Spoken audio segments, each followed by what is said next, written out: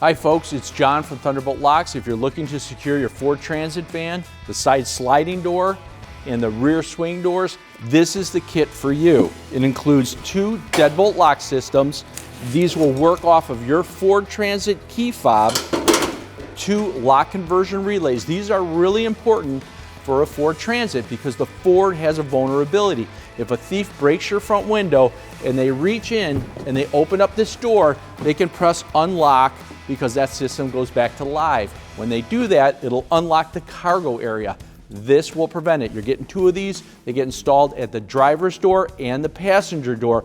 Real easy to install. You don't have to take off the door panel. They get installed right at the latch. You're also going to get 2 Y harnesses. These are quick connectors for the lock. No splicing on the side sliding door or the rear swing doors. It's plug and play.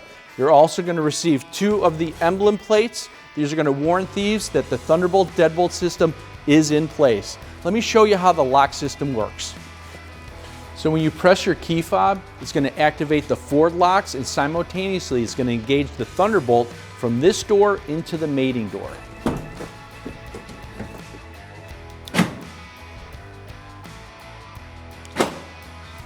Now let me show you what that looks like from the inside.